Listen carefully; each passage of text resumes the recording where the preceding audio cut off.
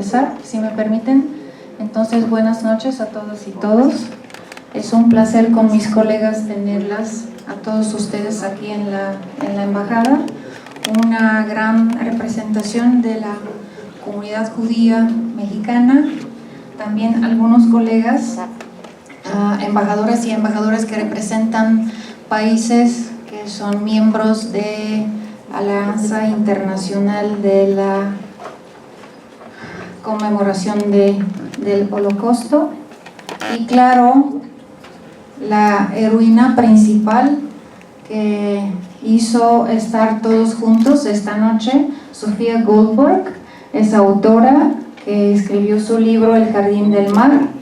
Tenemos también la presencia de Silvia, disculpe, la familia ahora Kleinberg, es presidenta de, bueno, me voy a levantar mejor, es la presidenta del Maibrit en México. Tengo también el gusto de estar con nosotros el Francisco Martín Moreno, un autor mexicano también muy interesante, se dedica a escribir novelas basadas de hechos históricos, ¿cierto, maestro? Hola, muy bien.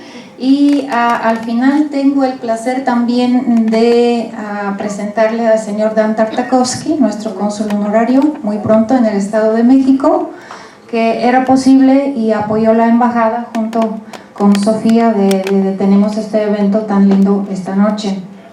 Si algunos de ustedes todavía no captan, como se dice aquí en México, cuál es la conexión entre este libro y por qué la embajada de Bulgaria, tengo también el placer de explicar que con nosotros esta noche está la papá de Sofía, Alberto Bejerano, ¿no? Muchísimas gracias, señor Bejerano. Él nació en Bulgaria antes de la Segunda Guerra Mundial y tuvo el suerte con su familia después de la guerra de venir en México y empezar de nuevo su vida, ¿no? Entonces, muchísimas gracias.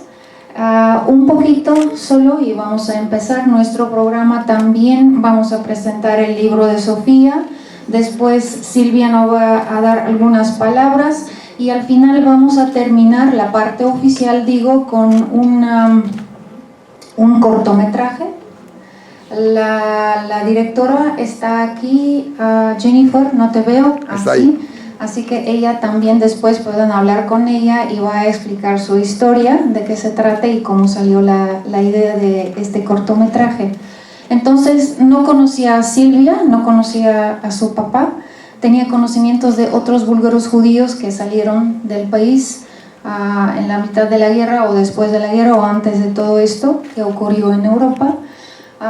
Pero a ellos no. Entonces ella me habló un día y dice, mira, soy Sofía, tengo un libro, habla de Bulgaria. Digo, cierto, muy bien, entonces nos vemos. ¿Qué vamos a hacer? Quiero presentar el libro, donde si se puede en la sede de la embajada. Y me da mucho gusto porque no sé, en la historia de esta casa, que en general es tan grande, nosotros somos poca gente, casi nos perdimos en esta casa, pero esta noche estoy muy alegre de ver tantas personas en este lugar, así que ya lo decidimos, escogimos a propósito este día, 28 de abril, cuando es un día nacional en Israel para conmemorar todas las víctimas del Holocausto durante la Segunda Guerra Mundial que desgraciadamente perdieron su vida. Lo único que no pensábamos, que no sabíamos, que en este día, desgraciadamente, tenemos otra guerra en Europa. Estamos muy preocupados todos nosotros, los europeos, especialmente los países vecinos, y ojalá lo que pasa termine muy pronto, con menos posibles pérdidas de vidas humanas. Esto es lo que estamos rezando cada día. Entonces doy la palabra, si me permita, maestro, a presentar el libro y empezar este evento, al final de lo cual tendrán la posibilidad de hablar con la autora, con la joven directora del cortometraje, con mi querido amigo Dan Tartakovsky, con Silvia, entre ustedes, con copa de vino y un toque de la cocina búlgara y cocina judía, ¿sí? ¿Cierto? Así que esto es bienvenidos en su casa, la Embajada de Bulgaria, y que tengan excelente noche. Gracias.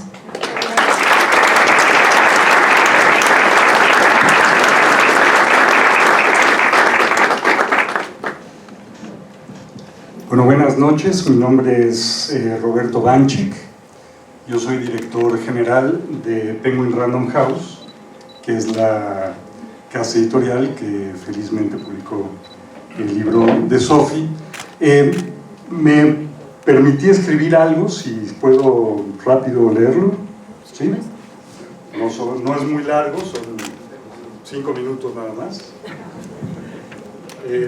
Y bueno, pues muchas gracias a todos por acompañarnos con motivo del Yom HaShoah a la presentación del libro El Jardín del Mar de Sophie Goldberg, o Sophie Bejarano de Goldberg, como dice la solapa del libro. Y esta diferencia de nombre es importante, me parece, porque la historia que se narra en el libro no es la de la familia Goldberg, que seguramente tiene su propia historia que contar, sino de la familia Bejarano o Bidgerano. Esta es la historia de la familia materna de Sophie, que llegó a México de Bulgaria después de haber sobrevivido a los horrores de la invasión nazi, la separación de las familias, los campos de trabajo forzados, el miedo, la incertidumbre y la soledad. Como escribe Sophie justo al principio de su libro, recoge los momentos elegidos entre los escombros de la vida. Todos recordamos momentos elegidos entre los escombros de nuestras vidas. Y Sophie lo hace para contar la historia de Efraín, Sofía, Alberto. Y al hacerlo cuenta la historia de un pueblo entero, el pueblo judío, y de muchos pueblos enteros, el de Bulgaria y la Europa invadida. Justo anteayer tuve el enorme privilegio de conocer al señor Bronislaw Sachbert, o Brony, que acaba de publicar su historia en forma de crónica. Su libro, Mi nombre es Brony, narra los años que pasó siendo un niño en el gueto de Łódź, Polotsk, en Polonia. De más de 200.000 judíos que habitaron ese gueto durante la guerra, a la liberación soviética quedaban poco más de 800 personas vivas. Brony es uno de ellos y vive para contar su historia. Sofía hace algo parecido, pero no. Con mucho arrojo se lanza a escribir una novela basada en hechos reales, los de su abuelo Efraín, la abuela Sofía, su padre Alberto y muchos otros. Y esa decisión es un acierto total. La novela de Sophie sorprende de principio a fin, no solo porque devela una historia un tanto desconocida para muchos, para mí por lo menos, como es el papel que jugó el rey y el pueblo búlgaro en la defensa de los ciudadanos búlgaros judíos, sino porque plasma una belleza narrativa, con belleza narrativa la travesía de la familia Bejarano.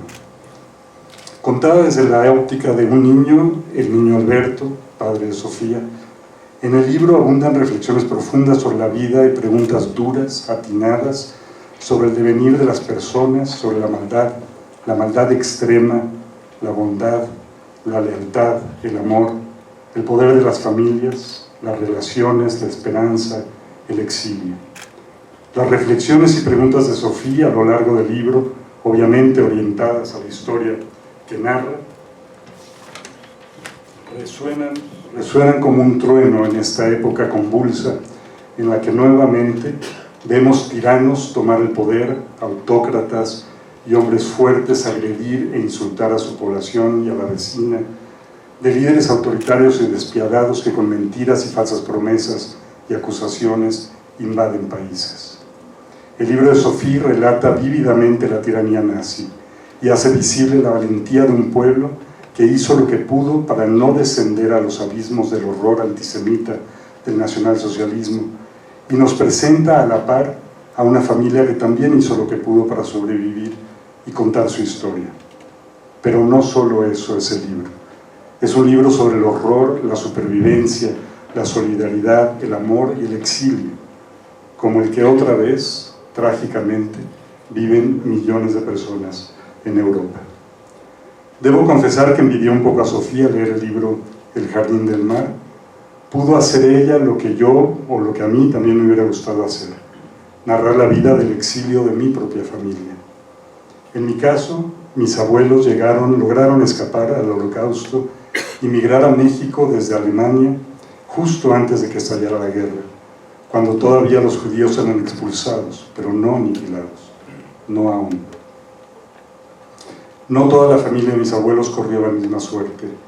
En mi casa, como en muchas otras de migrantes y refugiados, se optó por no hablar mucho de los horrores y vejaciones vividos durante la Alemania nazi, de los campos de concentración en la Francia ocupada, donde terminaron hermanas y familiares, o de lo que hubo que hacer y pasar para salir de esa Europa infestada por el odio y la locura.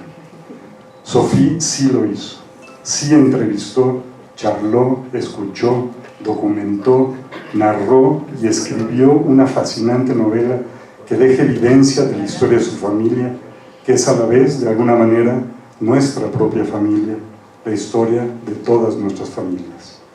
Sophie hizo algo que todos debemos hacer de una manera u otra para nunca olvidar.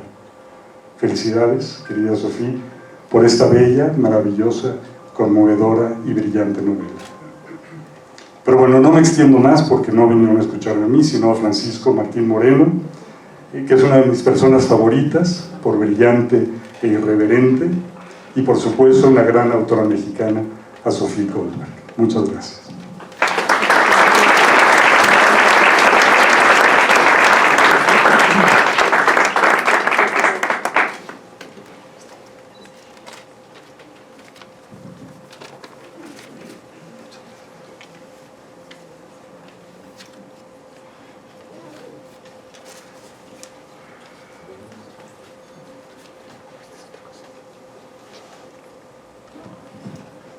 Bueno, antes que nada, buenas noches a todos ustedes.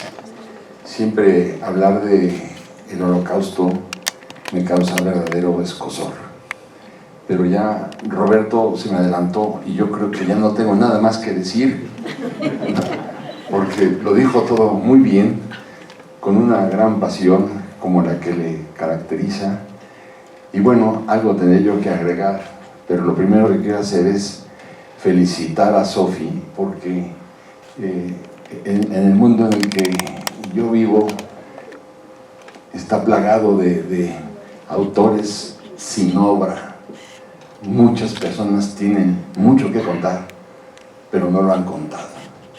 Y por eso leer este libro de Sophie pues, es muy emocionante, porque compruebo que nuevamente hay que hablar, hay que decir, hay que protestar, hay que callar y nunca resignarnos. Sophie no se resignó, Sophie lo escribió, y por eso yo estoy convencido de que hay muchos autores sin obra, como yo les decía, y aquí mismo, en este salón, les puedo asegurar que hay muchos autores sin obra. Y mi invitación sería: redacten, griten, protesten, dejen constancia de lo ocurrido. Por eso es muy... Cuando Sophie me pidió que dirigiera algunas palabras, pues, ¿cómo decirle que no? Me pareció imposible decirle que no. Y por eso estoy aquí con ustedes y quisiera comenzar estas breves palabras. Cuenta la tradición africana que quien hace uso de la palabra se tiene que poner en un pie, y cuando se cansa y baja el pie, se tiene que acabar el discurso. Yo voy a tratar de no cansarlos, pero sí contarles esta declaración que me pareció espeluznante. La noche del 30 de enero de 1933, la fecha del ascenso de Hitler, el jefe de las tribus más feroces de los hunos, porque eso era, a la Cancillería, Erich Friedrich Wilhelm Ludendorff, uno de los grandes héroes militares de la Primera Guerra Mundial, respetado y admirado por la sociedad alemana, gran conocedor de Adolfo Hitler, le hizo llegar una nota a Hindenburg. La nota dice así: puedo profetizar solemnemente que este detestable y execrable hombre va a conducir a nuestro imperio a un abismo y a hundir a nuestra nación en una inconcebible miseria. Las futuras generaciones van a maldecirlo a usted en su tumba por lo que ha hecho. Eso es lo que le dijo a Hindenburg. Y después, claro, como todos sabemos, Hindenburg cedió y le facilitó el acceso a este monstruo, a la Cancillería alemana, con las consecuencias pues, que todos nosotros ya conocemos. Entonces, el hecho de esta gran novela de Sophie y que está plagada de hechos reales, es muy curioso, pero una novela tan dolorosa. Hubo ocasiones, Sofía, en que me hiciste sonreír y me hiciste reír. Yo decía, pero ¿cómo es posible que en una temática tan complicada y dolorosa? Pues sí, yo creo que en el fondo de todos nosotros queremos vivir en paz, queremos vivir con felicidad, con tranquilidad, con salud, ¿no? Y como bien decía Roberto, ¿no? Cada vez es más complejo. Lo que pasó en Francia la semana pasada fue tremendo. Lo que puede pasar en los Estados Unidos, una de las grandes democracias del mundo, también nos tiene severamente preocupados. He estado pensando que el ser humano es el único animal de la naturaleza que se aniquila en masa. Bueno, pues, ustedes lo pueden ver, un león puede matar pues, a otro animal, pero que se aniquilen en masa, pues ni las hormigas, vamos, ¿no? Entonces, esto habla del ser humano, pero también, por otro lado, pues nos reconciliamos con el arte y con el amor. Son dos de las grandes posibilidades de reconciliación con el género humano. Entonces, estoy convencido, como les decía, que en cada sobreviviente hay una historia que contar, no solamente por lo que vivieron en esos momentos aciagos del nacionalsocialismo, sino en el exilio, esa vida de los exiliados, como fue el caso de mis dos padres. No nada más fue uno, sino fueron los dos. Mi padre perdió la guerra civil española y era un exiliado. Mi madre huyó un poco, como contó Roberto en el caso de familia. Mi madre huyó de Alemania 2 meses antes de que Hitler bombardeara Varsovia, o sea, en los últimos momentos. Y lo importante es contar su vida en el exilio. Eran y son luchadores natos, no se resignan, y esto es muy contagioso. He visto pocas ocasiones en que los exiliados se resignen y se pierdan y se extravíen, y lo vemos en el libro de Sophie, que son otra vez luchadores y conquistadores, son un ejemplo, ¿no? El hecho de que la novela también la cuente un niño es todo un reto literario, porque no es fácil contar sucesos tan complicados y tan trágicos y tan sangrientos en la voz de un niño, y esta redacción obliga a una redacción muy sencilla, muy noble, pero que para la autora es un reto bárbaro, ¿no? Porque claro, ella lo podía haber escrito con sus propias palabras.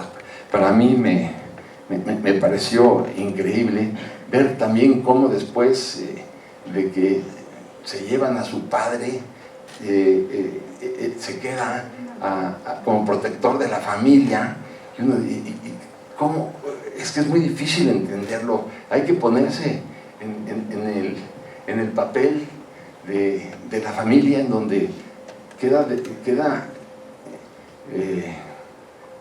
decapitada la familia con la pérdida del padre. Sin embargo, ahí están los luchadores que se esconden, que luchan, pero todo menos resignarse. Por eso a mí me parece ejemplar la historia de la supervivencia judía. Esto para mí es muy importante. Y cuando me he preguntado, a lo mejor ustedes no están de acuerdo, pero cuando me he preguntado por qué ha habido tanto odio y tantas persecuciones por los judíos en la historia, no nada más con el nacionalsocialismo, llego a una conclusión. El origen del odio se reduce a una sola palabra: envidia. ¿Por qué envidia? Porque, bueno, nada más por darles un dato, ya van 180 judíos que son premios Nobel de lo que ustedes quieran.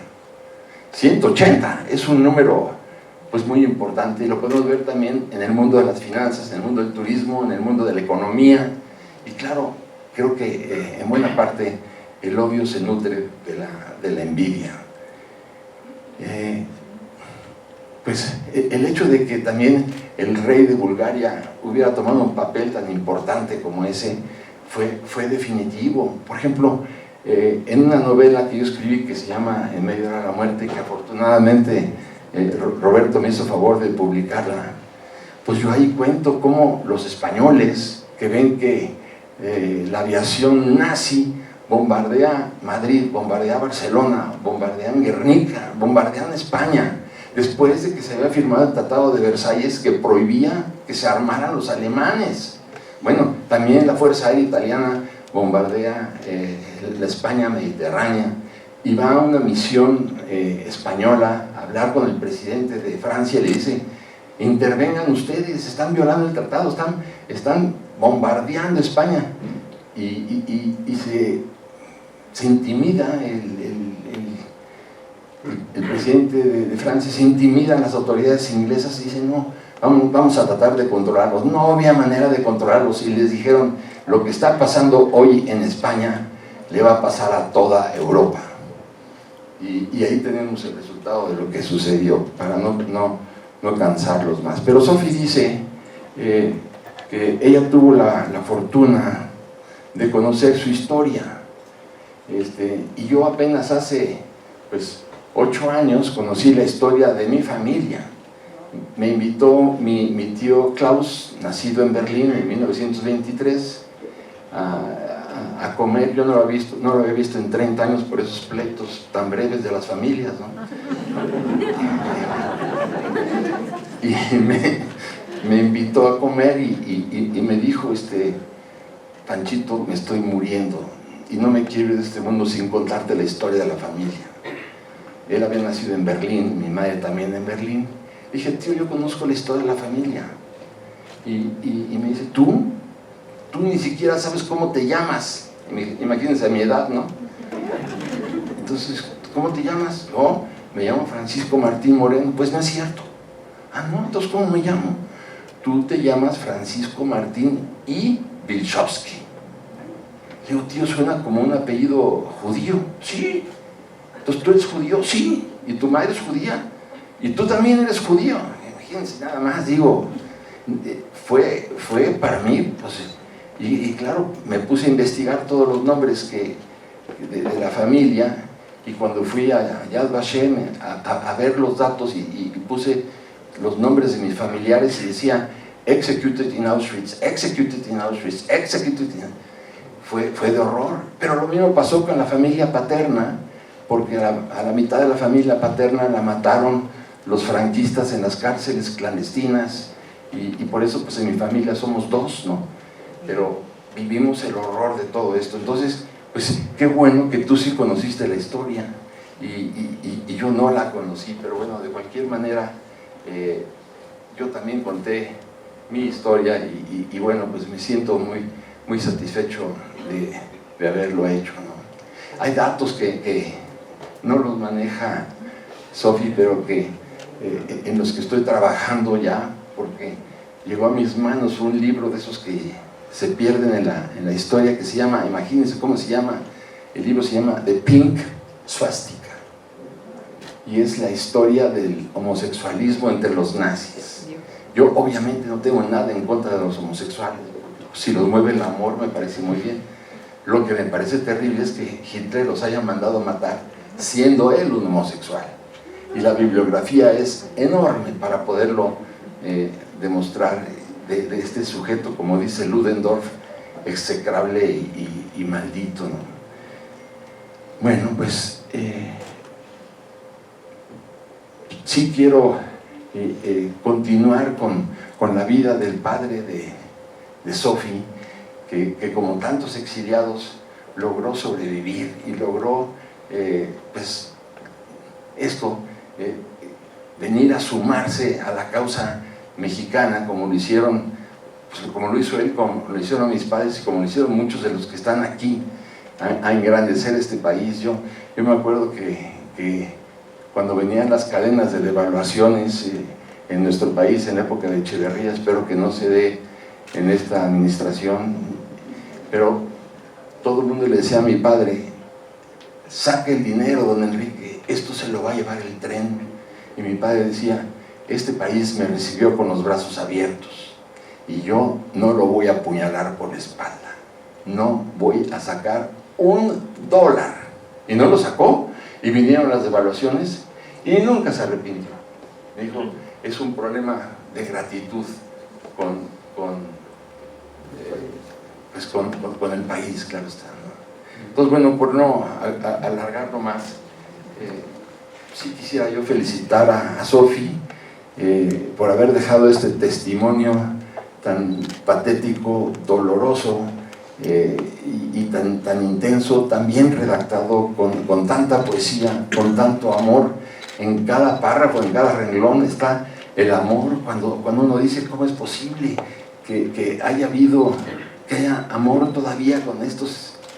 A mí cuando mi tío me contaba que él había sido republicano en la Guerra Civil Española, había perdido la guerra y había estado en un campo de concentración en Argelès-sur-Mer, en el sur de Francia, y cuando Hitler bombardea Varsovia y se declara la guerra europea, entonces liberan los franceses a 400 o 500 mil españoles que estaban refugiados en los campos de concentración. Entonces mi tío se dedica a poner bombas en los cafés donde iban los nazis, a poner bombas donde había un puente y pasaban ahí los nazis, a tratar de poner bombas en los cuarteles de la Gestapo. Lo arrestan porque lo traicionan y se lo llevan a Auschwitz para matarlo, obviamente para matarlo, y ahí, por eso dice uno, no es posible que haya amor en todo esto. Cuenta él era un Sonderkommando, era un vasco enorme, muy fuerte, y a él le tocaba sacar los cadáveres de las cámaras de gas y conducirlos con lo que se llamaban los dentistas del Reich.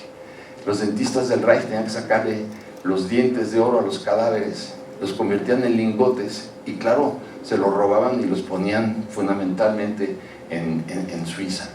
¿Cómo puede, esto es solamente un ejemplo, cómo puede uno contar estas cosas y al mismo tiempo que Sofi tenga esa exquisita dulzura para contarnos lo que sucedió sin dejarnos rencor?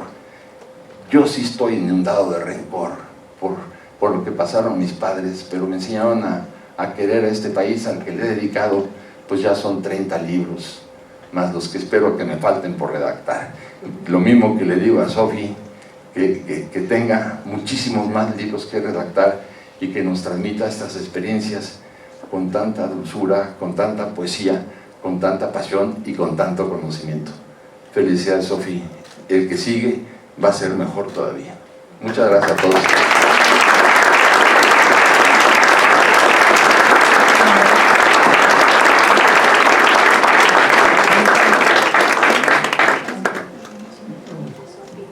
Si me permiten, señor Bejarano, ¿usted quiere decir algo?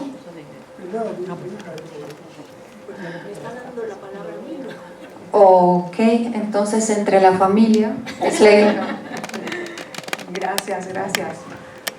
Pues muy buenas tardes, queridos amigos, querida familia, señor Dan Tartakovsky, señora Silvia Kleinberg, presidente de Bnei Brit México, señor Isaac Axen, director de Diario Judío, admirado y querido Francisco Martín Moreno, Roberto Banchik, director de mi querida casa editorial Penguin Random House, excelentísima embajadora de Bulgaria en México, señora Milena Ivanova, honorables embajadores y dignatarios de los países pertenecientes al International Holocaust Remembrance Alliance, bienvenidos y gracias por acompañarme esta noche. Es para mí un honor poder presentar mi libro, El Jardín del Mar, precisamente en este día en el que se recuerda el Holocausto. Y además, hacerlo en esta embajada. Debo confesar que era uno de mis sueños desde el momento en que tecleé el primer capítulo. Este recinto simboliza la relación armónica de las diferencias, la humanidad del país que representa. Tolerancia no es aguantar, no es conceder o tener paciencia. La tolerancia consiste en el respeto, la aceptación y el aprecio de la diversidad. Es la virtud que hace posible la paz. Un país pequeño de los Balcanes encontró la fuerza que potencias y pueblos supuestamente desarrollados y poderosos no pudieron. Decirle que no a Hitler, que no mandaría a sus ciudadanos judíos como rebaño a la muerte. Tarea nada fácil, lo sé, Y justamente por eso, porque le debemos a la memoria colectiva y a la construcción identitaria la permanencia de este acto del pueblo búlgaro en nuestra historia, nace este relato, El Jardín del Mar, Morskata Gradina, en búlgaro. El odio no es lo más peligroso es la indiferencia, dice la escritora Lauren Oliver. Después de leer esta frase, me atrevo a decir que lo que realmente distingue al hombre es la habilidad de sentir compasión por el otro. Y es justamente por ello que esta no es una novela más de la peor guerra que haya visto la humanidad. Esta es una historia extraordinaria, que celebra que un pueblo entero no haya sido indiferente. Celebra que a contracorriente de lo que sucedía en aquella Europa ensangrentada, Bulgaria decidió ennoblecer al hombre, uniendo voluntades que permitieron ver no solo los principios de justicia, de derecho y de igualdad, sino también, y más importante aún, la humanidad y el respeto de la gente con la que estaban hermanados. Ni el rey Boris III, ni los obispos metropolitanos de la Iglesia Ortodoxa, Stefan y Kirill, ni los intelectuales, ni los políticos, ni los vecinos, ni los amigos permitieron hacer del odio una chispa incendiaria, una enfermedad contagiosa, cargada de ese encono visceral que en realidad no tenía causa. El pueblo búlgaro no estaba dispuesto a manchar su historia con la sangre de víctimas anónimas o de atrocidades o de fotografías sin pie de página, mucho menos con las que tenían nombre y apellido, aunque fuera de judíos. Todo esto que les platico hoy aquí, no lo leí en un libro, ni lo vi en un documental de Netflix. Todo es parte de mi vida, de mi legado familiar.